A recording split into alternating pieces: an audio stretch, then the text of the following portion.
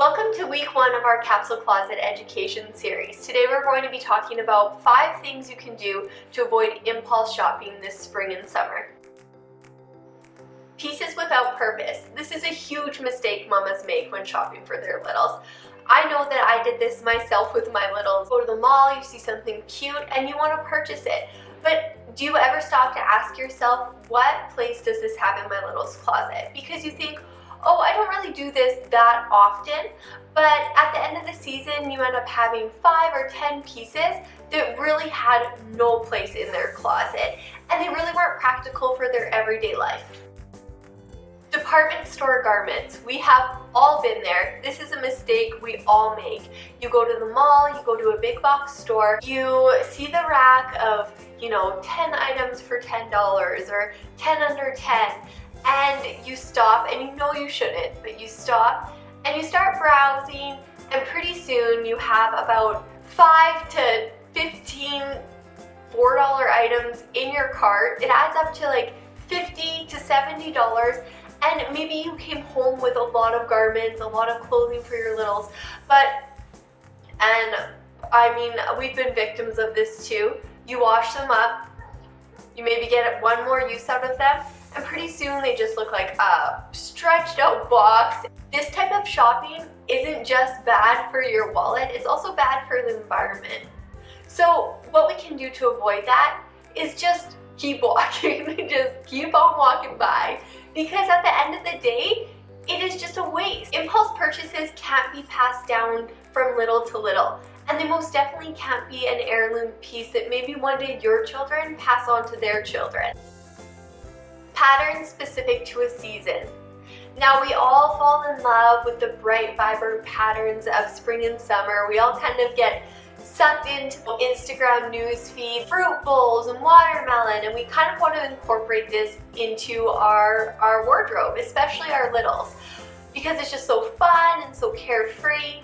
But the problem is that a lot of these patterns are seasonless, so they cannot be interchanged between seasons, which is a problem because that is very, very wasteful. If you have a little who loves patterns and loves to mix and match, dots on top, stripes below, that's great and that's perfect. But just make sure that the colors are all cohesive, that the patterns kind of make sense together, and that they are also very seasonless, that they can be changed throughout the season. Because otherwise, at the end of a season, you're left with mixed match clothing that doesn't really go together and has no place moving on into the next season.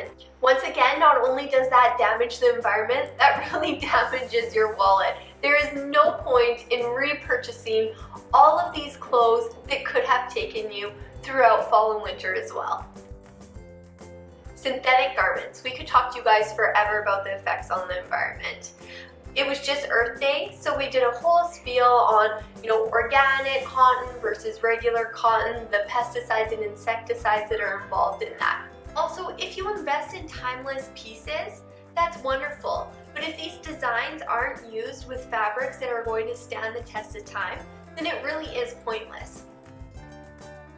Colors that are cohesive. This is very important when you're focusing on a capsule wardrobe, and this is very important if you're focusing on the impacts of the environment.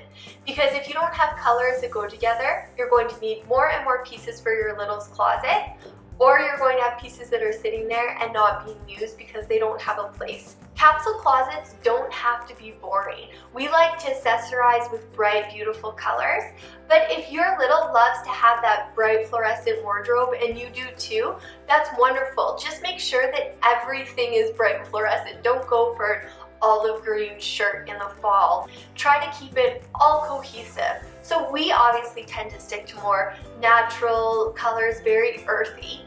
And that's also because of organic fabrics tend to come in those tones, but we do really love them. So no matter what your aesthetic or style or what you want for your little's wardrobe, please adhere to these 5 simple steps, because they're going to keep your closet, number 1, ethical, number 2, organic, number 3, not wasteful, and number 4, very, very environmentally friendly. And last, and especially not least, It is going to save you money. If you have clothing that has a purpose, a place, please follow these rules. Thank you so much for listening. We will have another video next week.